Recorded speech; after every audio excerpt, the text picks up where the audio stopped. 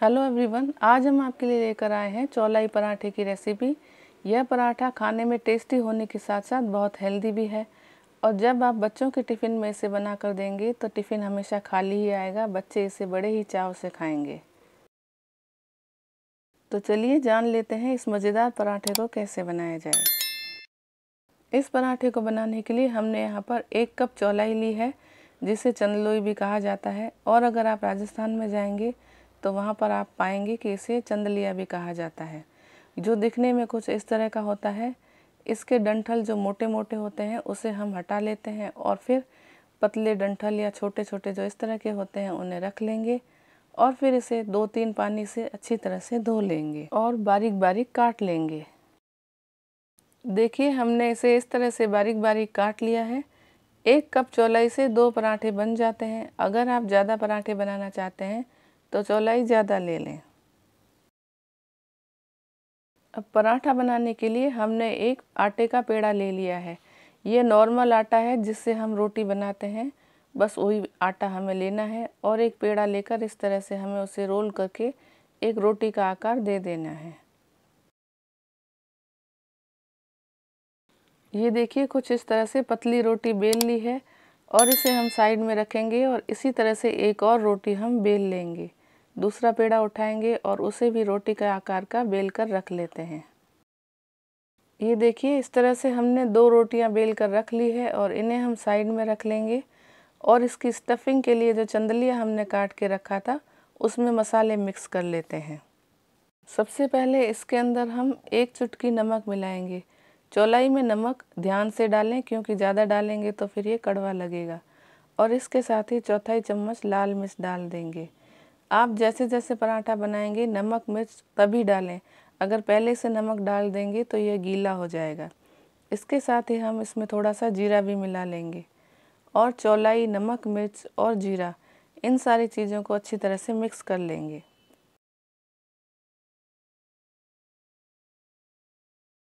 मसाले अच्छी तरह से मिला लेने के बाद हमने जो 2 रोटियां बेल के रखी थी इसे उसके अंदर स्टफ़ करेंगे। एक रोटी में हम इस तरह से ऊपर से चौलाई को स्टफ़ करने के लिए डाल देंगे और फिर चारों तरफ फैला लेंगे।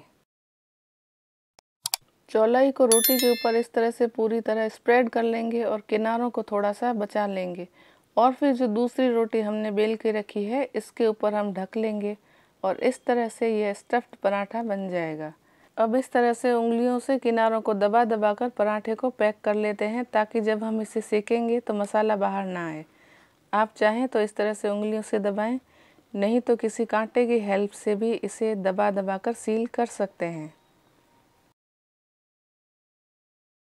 अगर आप कांटे से भी इस तरह से दबाएंगे तो पराठा अच्छी तरह से पैक भी हो जाएगा और सुंदर भी लगेगा और इसे फ्राई करते वक्त इसमें मसाला भी बाहर नहीं आएगा। तो हाँ, आप कांटे से भी इस तरह से इसे डिज़ाइनदार बना सकते हैं।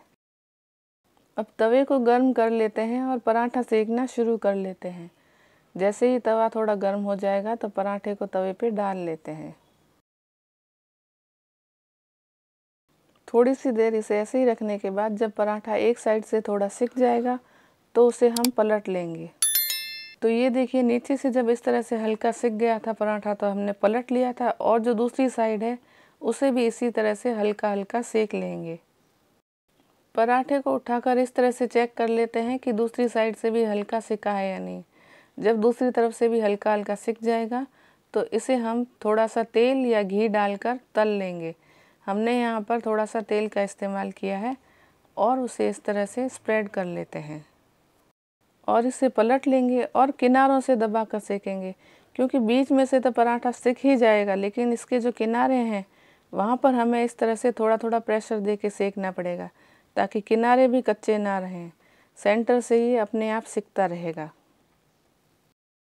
एक तरफ से दबा दबा कर सेक लेने के बाद इसे हम पलट लेंगे और दूसरी तरफ से भी थोड़ा सा घी या तेल डालकर हम इसे इसी तरह से दबाकर सेक लेंगे। आम तौर पर आपने देखा होगा कि बच्चे हरी सब्जियां खाने में आनाकानी करते हैं, तो आप इस तरह से चौलाई का पराठा बनाकर उन्हें खिलाएंगे तो बड़े ही शौक़ से खाएंगे। और आपको पता होना चाहिए कि इसके अंदर बहुत सारे पौष्टिक गुण भी होते हैं। ये इम्यूनिटी बूस्टर होता है, इससे आँखों की रोशनी भी तेज़ होती है और अगर आपको ब्लड प्रेशर की शिकायत है तो उसमें भी आपको फ़ायदा मिलता है। और हरी सब्जियों में आयरन तो भरपूर मात्रा में होता ही है। ये देखिए हमारा टेस्टी और हेल्दी चौलाई का पराठा तैयार हो चुका है और अब इसे हम सर्व कर लेते हैं। तो इसे सर्व करने के लिए आज हम एक अलग तरीका दिखाएंगे जो दिखने में बहुत ही अट्रैक्टिव होगा, तो बच्चे बड़े ही खुश होकर इसे खा लेंगे। अब एक पिज़्ज़ा कटर ले लेते हैं और हल्के हाथ से पराठे के ऊपरी सतह को इस तरह से पिज़्ज़ा की तरह काट लेंगे, लेकिन किनारों की जो गोलाई है उन्हें हम बचाते हुए कट लगाएंगे। अब इस तरह से कट लगे हुए पराठे को सेंटर में से उठाते जाएंगे और थोड़ा सा लुक इस तरह का दे देंगे। वाह, पराठा कितना सुंदर दिखाई दे रहा है, देखते ही इसे खाने का मन हो जाता है। यह मज़ेदार तो है ही और साथ ही साथ पौष्टिक भी है।